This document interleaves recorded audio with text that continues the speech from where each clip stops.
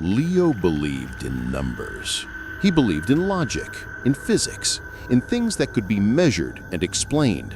That's why when the real estate agent gestured at the elevator buttons in the Archgate building and said, "It's a pre-war building, you know how superstitious they were, skips right from 12 to 14 for good luck," Leo just shrugged. To him, it was a ridiculous quirk of a bygone era, a naming convention and nothing more. The 13th floor was still physically the 13th floor, no matter what you called it. What he cared about was the rent. It was suspiciously cheap for a place in the city. Apartment 12A, on the top floor of the building, had a fire escape balcony overlooking a narrow alley. It was old, the walls had a few faint water stains and the faucets dripped, but for a recent college grad like Leo, starting his first real job, it was a palace. The Archgate was probably built in the 1930s. A monolith of faded brick and Gothic details, now squeezed between two gleaming glass skyscrapers. The air inside always carried a thick scent of dust and old wood polish, mingled with the faint, greasy smell of 100 different dinners and something else, something faintly metallic and unpleasant he couldn't quite place. The hallways were dim, lit by flickering, yellow-sconced lights. On his first day, while moving in the last of his boxes, Leo met Silas, the building superintendent. Silas looked like he might have been built at the same time as the building itself, with a deeply lined face, watery gray eyes, and a slow, deliberate way of moving. As he helped Leo angle a small bookshelf through the doorway of the elevator, he clapped a hand on Leo's shoulder, his voice a low rumble. "You're on 12 then, top of the line."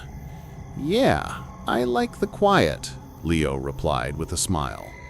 Silas didn't smile back. He stared at the elevator's control panel, where the brass numbers 12 and 14 sat next to each other, separated by an empty, invisible space. "Oh, it's quiet, all right. It gets real quiet up here at night. Listen, kid, word of advice. Take the stairs when you can. This elevator, she's got a mind of her own." Leo nodded vaguely, dismissing it as the ramblings of an old man who had spent too long maintaining a single piece of machinery. He didn't notice the strange look in the super's eyes, a look that was part pity, part warning. The first few days passed peacefully. Leo was busy unpacking, cleaning, and settling into his new life. He quickly realized Silas was right about the quiet. The building fell into an almost absolute silence at night, a stillness so deep it felt unnatural, only occasionally broken by a distant siren or the rumble of the L train. The first anomaly occurred on a Friday night, after Leo had stayed late at the office. It was nearly 1 a.m. when he stepped into the rickety elevator alone. He pressed the button for 12. The heavy metal gate slid shut with a rattling groan, and the car began its shaky ascent. Ding, floor 2. Ding, floor 3. Ding, floor 8. Everything was normal. Leo leaned against the wood-paneled wall, his eyes heavy with exhaustion. But as the indicator light moved past the 9th floor, the car suddenly lurched to a halt with a sickening jolt. The motor went silent, replaced by a low, electrical hum. Leo snapped awake, his heart jumping. He glanced at the floor indicator. The red number 9 was blinking. "Oh, you've got to be kidding me," he muttered, reaching for the alarm button. But before his finger could press it, the car shuddered again, more violently this time. The single light bulb in the ceiling flickered off, plunging him into total darkness for a second, then blinked back on. And in that brief moment of darkness, He heard a sound, a faint scratching from just outside the doors, like fingernails dragging slowly across the outer metal surface. Leo's heart hammered against his ribs. He stared at the floor indicator. The number 9 was gone. In its place, another number materialized, glowing with an unnatural brightness. A number that had no corresponding button on the panel. 13. It was there for only a second, a blood-red number, wrong and intrusive. Then it vanished, replaced by the number 10. The elevator resumed its upward journey as if nothing had happened. Ding, floor 11. Ding, floor 12. The gate rattled open to his familiar hallway. Leo scrambled out, the back of his shirt damp with cold sweat. He looked back, but the elevator car was empty and silent. The gate slid shut, and he watched it descend. That night, Leo couldn't sleep. He told himself it was just an electrical short. The elevator was old, the display was faulty, and the scratching sound was probably just a cable scraping against the shaft wall. He was a man of logic. There was a rational explanation for everything. But as he lay in bed, staring up at the dark ceiling, he couldn't shake the image of that glowing red number, or the feeling that in the moment the elevator had stopped, something had been waiting right on the other side of the door, listening. And from the empty space above his apartment, the roof, where no one should be, he swore he heard the distinct sound of a single marble dropping onto a hard floor. It rolled, and then stopped, directly above his bed. The logical part of Leo's brain fought a losing battle for weeks. Each night, it would construct neat, rational explanations for the anomalies of the Archgate. And each day, the building would dismantle them, brick by unsettling brick. The sound of the rolling marble became a semi-regular occurrence, always from the roof above, always in the dead of night. Sometimes it was joined by other sounds, a faint, dragging noise, like a heavy sack being pulled across the floorboards.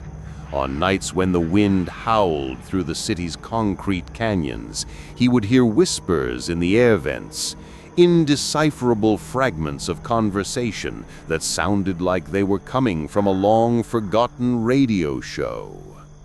Twice, he found thin, spidery scratches on the outside of his apartment door near the lock, as if a small animal had been trying to get in. There were no animals in the building. He learned to live with the fear, pushing it to the back of his mind as he focused on his new job. He even started taking the stairs more often, just as Silas had suggested, telling himself it was for the exercise. His floor was quiet, with only a few other occupied apartments. His direct neighbor across the hall, in 12B, was a frail, elderly woman named Mrs. Gable, who lived with her granddaughter, a cheerful 7-year-old with bright red ribbons in her hair, named Penny. Leo would often see them in the hallway. He'd offer a polite smile, and Penny would give him a shy wave. One Saturday afternoon, as Leo was unlocking his door, Penny came skipping out of her apartment, chasing a small red rubber ball. The ball bounced erratically on the worn linoleum and rolled right up to Leo's feet. He bent down, picked it up, and handed it to her. "Here you go," he said, smiling. "Thank you," she chirped. "It almost went to the secret floor again." Leo paused, his hand still on his doorknob. "The secret floor?" Penny nodded enthusiastically, her eyes wide. "Uh-huh, in the elevator. Sometimes the door opens and it's not a real floor. It's dark and smells funny, like old pennies. My ball rolled in there once. I had to be super fast to get it back before the door closed." Before Leo could ask another question, the door to 12B opened wider and Mrs. Gable peered out, her face stern. "Penelope, what are you doing? Stop bothering the nice man with your stories. There's no secret floor. Now get inside." "But Grandma, I saw it," Penny protested as she was gently pulled back into the apartment. The door clicked shut, leaving Leo alone in the silent hallway, the child's words echoing in his mind. "It's dark and smells funny, like old pennies."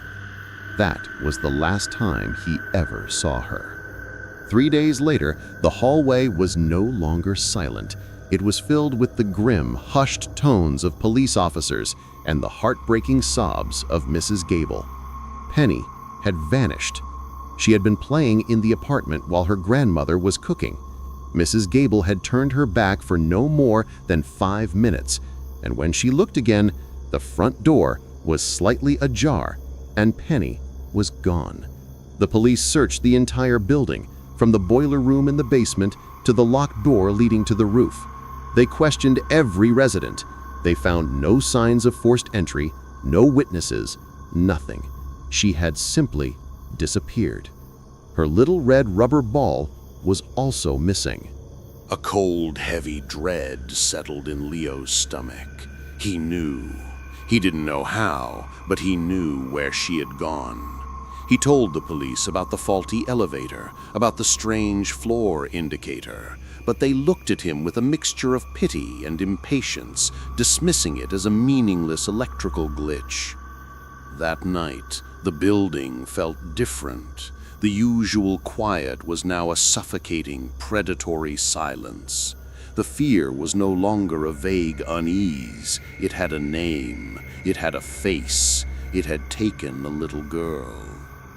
Coming home from work the next day, his mind numb with grief and fear, Leo stepped into the elevator. A woman he recognized from a lower floor was already inside. They rode up in silence. The elevator stopped at the 7th floor. The doors rattled open. A woman stood there waiting to get on. She was pale, her skin almost translucent, and she wore a simple, high-colored dress that looked like it was from the 1940s. Her hair was styled in tight, perfect waves. Her face was utterly blank, her eyes fixed on a point somewhere beyond the back of the elevator car. She stepped inside, and the doors closed. She didn't press a button. Leo felt an unnatural chill spread through the small space. The other resident didn't seem to notice anything strange, scrolling idly on her phone. But Leo couldn't look away from the new passenger. She stood perfectly still, her hands clasped in front of her. She didn't breathe. He watched for the rise and fall of her chest, but there was nothing. Just an absolute statue-like stillness. The elevator stopped at the 9th floor, and the other resident got off. Now it was just Leo and the silent woman in the old-fashioned dress. He felt a primal urge to get out, to run, but his feet were cemented to the floor. The car continued its ascent. It passed the 12th floor, his floor, and the indicator for 14 lit up. The woman hadn't pressed it. Leo's heart seized. But the elevator didn't stop. It just kept going up, a low, grinding sound starting up in the machinery. Then, with a soft, final ding that sounded utterly wrong, it stopped. The indicator for 14 went dark. The car was still, and the pale woman turned her head very slowly and looked directly at Leo. For the first time he saw her eyes. They were milky and vacant, like the eyes of a porcelain doll. She gave him a small, polite, terrifying nod. Then the doors slid open. There was no hallway. There was only a solid brick wall. The car was flush against it. The woman took a calm, deliberate step forward and walked through the solid brick, disappearing as if she were made of smoke. The doors slid shut. The elevator dropped with a lurch, descending normally. It stopped at floor 12, and the doors opened to his familiar, dimly lit hallway. Leo stumbled out, gasping for air, his body trembling uncontrollably. He now knew two things for certain. First, people who went to the 13th floor never came back. Second, the residents of the 13th floor could sometimes come down, and they were walking among them. Sleep offered no escape, only a replay of the horrors he'd seen. Leo would jolt awake from nightmares of milky, doll-like eyes and the impossible image of a woman dissolving into brick. The quiet of his apartment was no longer a comfort. It was the sound of something holding its breath. He stopped taking the elevator entirely, choosing to climb the 12 flights of stairs, his footsteps echoing in the lonely stairwell. But it was useless. The building's oppressive presence was inescapable. The fear was in the very air he breathed. He knew he couldn't live like this. The thought of moving out was a tempting sunlit fantasy, but it felt like desertion, like leaving Penny behind. The image of the little girl with red ribbons in her hair was a seared image in his mind. Her innocent words about the secret floor were a constant, tormenting echo. He was the only one who had a piece of the puzzle, however insane it seemed. After a week of living on a diet of black coffee and raw nerves, Leo made a decision. He wasn't going to run. He was going to find answers. He found Silas in the basement, a cavernous, pipe-filled space that hummed with the building's ancient machinery.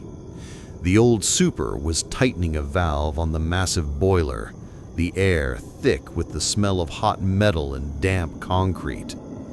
"Silas," Leo began, his voice sounding unsteady even to his own ears. The old man finished his turn with a grunt and straightened up slowly, wiping his greasy hands on a rag. He looked at Leo, and his weary eyes held no surprise. It was as if he'd been expecting him.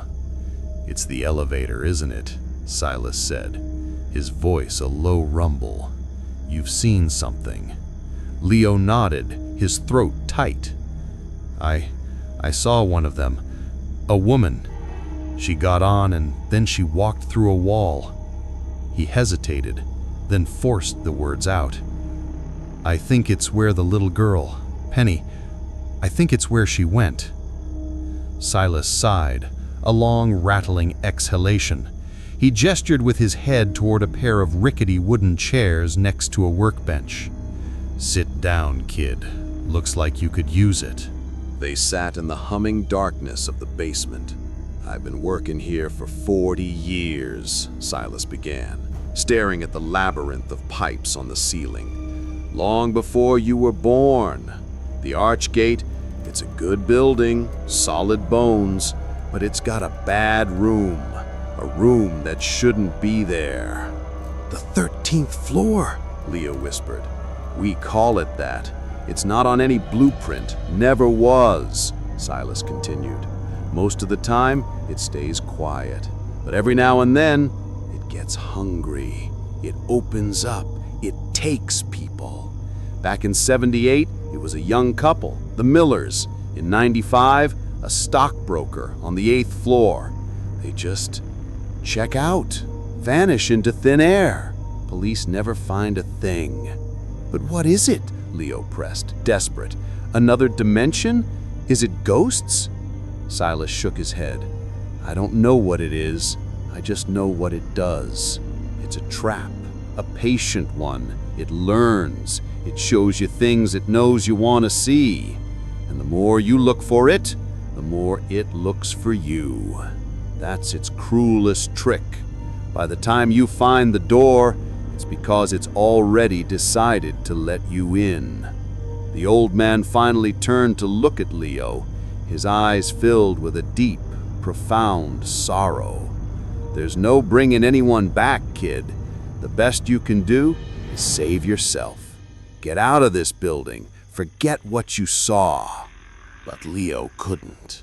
The thought of Penny, lost in that funny-smelling darkness, wouldn't let him. "I have to try," he said, his voice firm for the first time. "I have to know."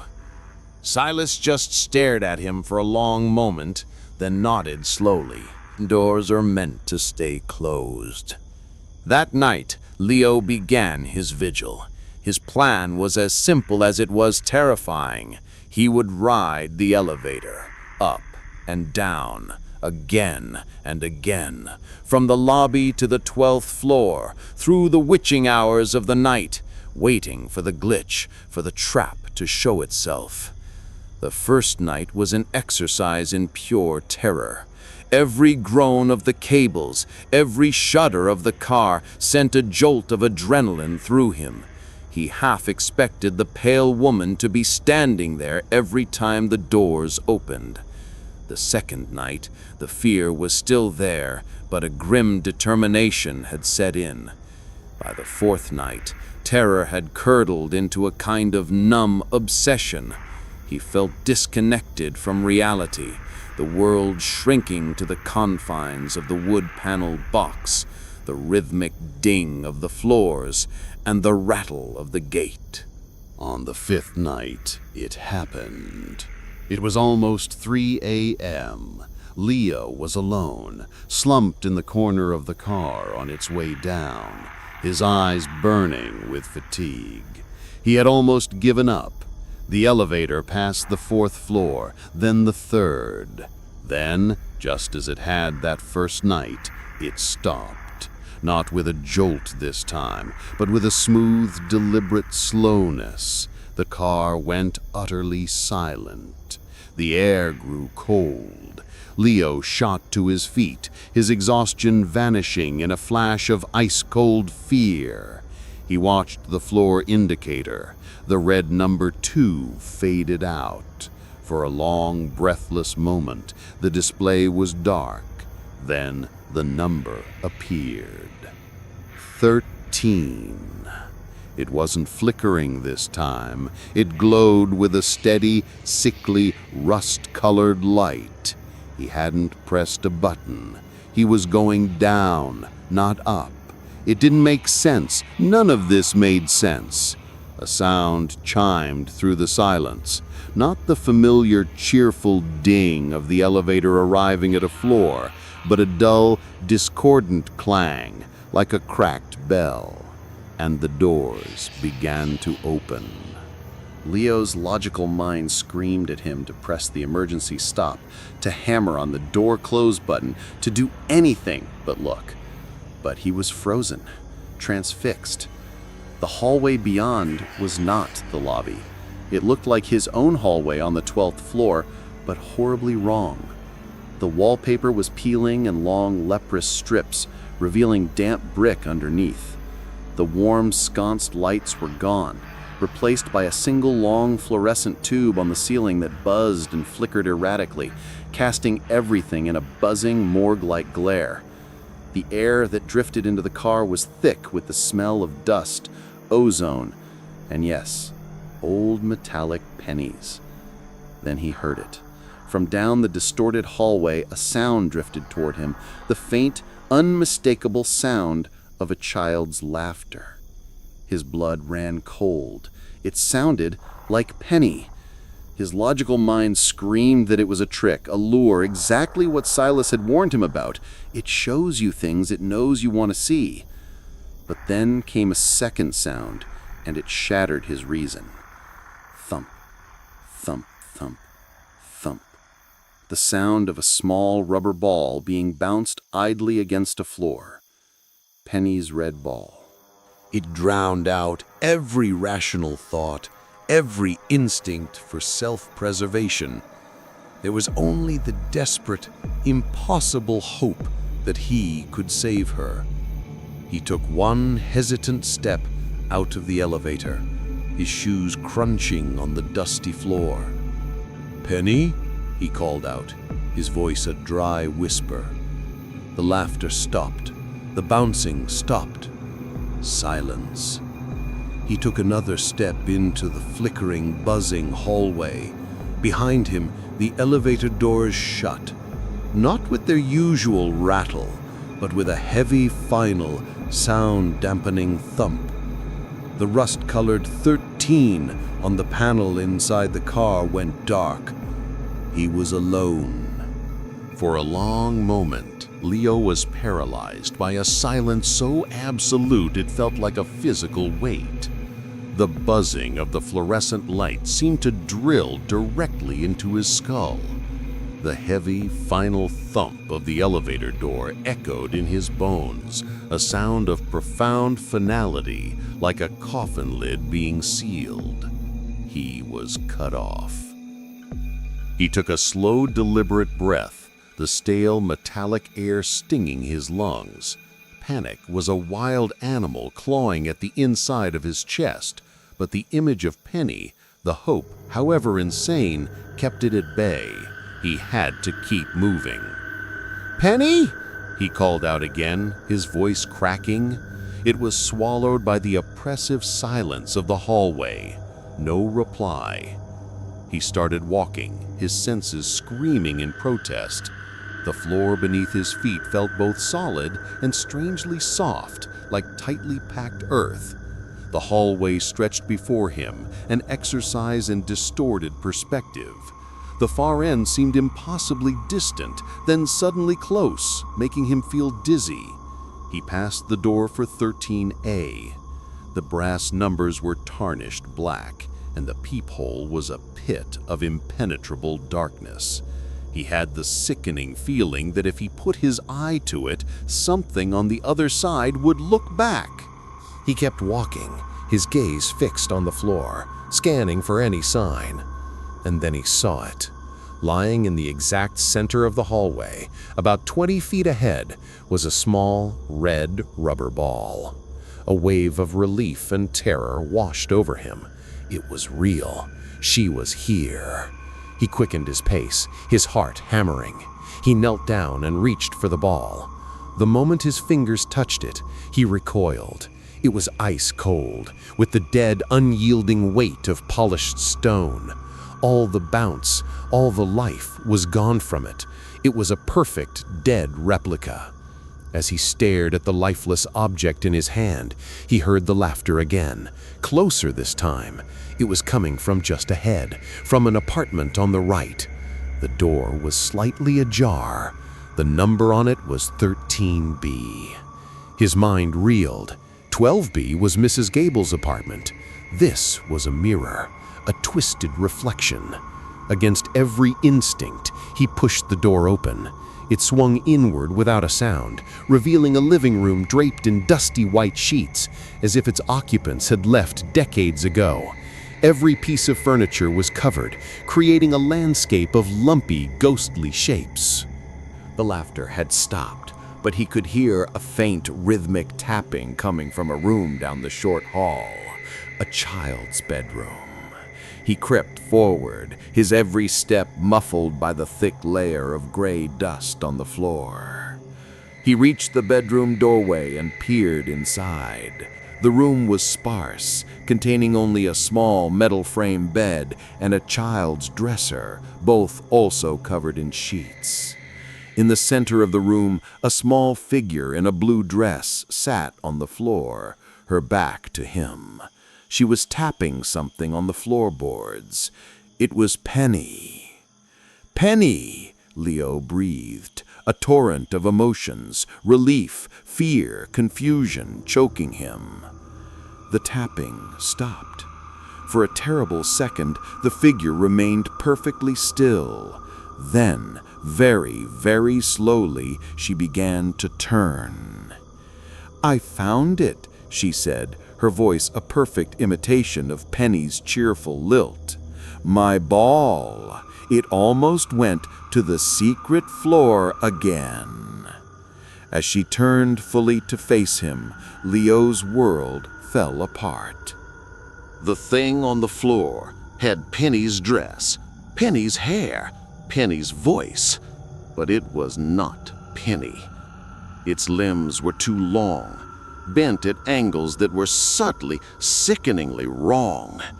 Its face was a pale, doughy mask, and when it smiled, its mouth stretched too wide, splitting the face from ear to ear, revealing not a child's teeth, but rows of sharp, needle-like points. The bright red ribbons in its hair were not ribbons at all. They were thick, pulsing veins of dark crimson tissue. And its eyes, they were not the milky white of the woman in the elevator. They were two perfectly round, perfectly black, glistening pits. The eyes of an insect, reflecting the buzzing fluorescent light above with a dead, soulless sheen. This wasn't a ghost. It was a lure, a puppet crafted from memory and nightmare. As the realization hit him, the mimic began to unfold itself, rising from the floor with a series of fluid, unnatural movements. It was taller than a grown man, its long limbs stretching, the fabric of the little blue dress straining at the seams. The illusion of the apartment began to crumble around him. The dust-covered sheets on the furniture seemed to melt away, and Leo saw that the objects beneath weren't furniture at all. They were pale, vaguely human shapes, fused together and to the floor.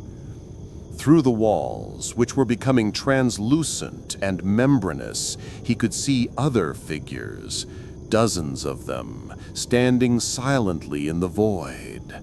The woman in the 1940s dress, a man in a dated suit, the faint outlines of a young couple holding hands, all of them with the same blank, milky eyes, all of them turning their heads slowly toward him. They were not haunting the floor, they were the floor. They were the bricks and mortar of this parasitic reality, and it had just lured in fresh meat. The penny thing opened its impossibly wide mouth, and a sound came out. Not a voice, but a high-pitched shriek of static and hunger. It lunged forward, its needle-like fingers scything through the air. Generate a deep, warm male voice with a slightly husky and mysterious tone. Speak slightly faster than normal, around 1.1 to 1.15x speed, while keeping clear articulation and subtle dramatic pauses. The voice should convey suspense and tension, perfect for horror story narration, maintaining a captivating and eerie atmosphere. Leo screamed, a raw animal sound of pure terror. He scrambled backward, falling over himself, and crab-walked out of the bedroom. He kicked himself to his feet and ran. Behind him, the mimic shrieked again. He didn't look back. As he burst into the hallway, he saw the other pale figures, the residents, beginning to emerge from the walls, their movements slow and jerky like reanimated corpses, their milky eyes all fixed on him. The entire floor was awake, and it was hungry. His only thought was the elevator. It was his only way out. He ran, his lungs burning, his feet pounding on the soft earthen floor of the impossible hallway, which now seemed to stretch into an infinite flickering tunnel. The silent, pale residents were closing in from the sides, and the sound of the skittering, shrieking mimic was right behind him. The shriek of the penny mimic tore through the thick air, a piercing sound of static and primal hunger. It hammered into Leo's ears, spurring him to run faster. He didn't dare look back. He could feel its presence right behind him, a cold shadow clinging to his heels, the sickening scrape of its unnatural joints on the floor growing closer and closer. The hallway distorted before him. The doors of apartments 13A, 13C, and 13D slid past like silent, gaping mouths. From within the membranous walls, pale figures were emerging, extending skeletal arms toward him.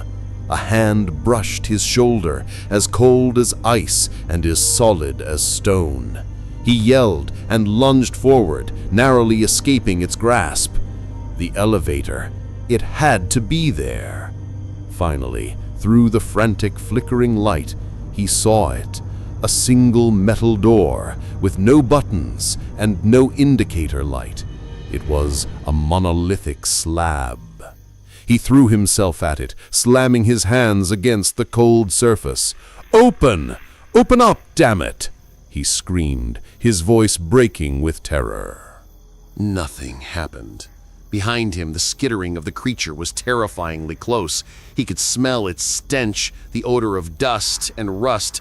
He risked a glance over his shoulder. The thing was standing less than 30 feet away. It was no longer running. It was approaching with a leisurely, lurching gait, its doll-like head tilted to one side, its hollow black eyes fixed on him. It was savoring his terror. The other pale residents had formed a silent arc, blocking any escape. In despair, Leo turned back, pressing his back against the elevator door. He punched it again, pain shooting up his arm. He was finished. This was the end. He would be consumed, become another brick in this living tomb. He closed his eyes. The image of the real Penny with her red ribbons and innocent smile flashed through his mind. And then an idea sparked. A memory. It shows you what it knows you want to see. It had used Penny to lure him in. So maybe he could use it. Leo's eyes snapped open. He didn't look at the approaching monster. He stared at a blank spot on the opposite wall. He focused all his will, all his fear and desperation into a single thought, an order. I want out. This is not where I belong. I want to go home. He repeated the mantra in his head, his heart a frantic drumbeat. I want out. I want out. The creature paused. It tilted its not head, as if listening to a frequency Leo couldn't hear. Leo pressed on, pouring all his mental energy into the thought. You can't keep me here. I am not one of you. Let me go! Directly behind him, a low thunk echoed. Leo's heart stopped. He didn't dare move. Then he felt a faint vibration, a familiar motion. The elevator door behind him was slowly receding, opening. Without thinking, he fell backward into the open space.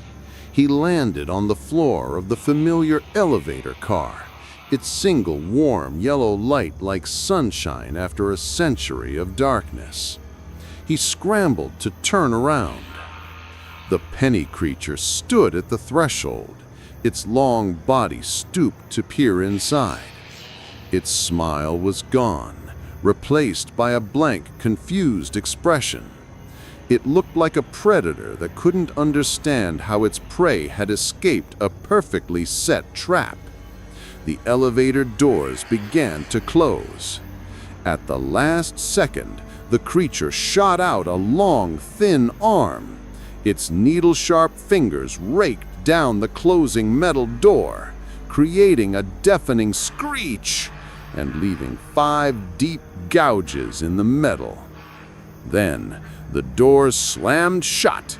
Leo was alone. He lay curled on the floor, shaking uncontrollably, listening as the elevator car began to move. Not up, but down. He looked at the display panel. No number was lit, just a dark, empty space. The elevator stopped with a soft ding. The doors opened to the familiar main lobby. It was 3:05 a.m. A night security guard Leo had never seen before was dozing at the desk. He lifted his head, blinking at Leo. "You okay, pal?" he asked, his voice thick with sleep. "You look like you've seen a ghost." Leo didn't answer.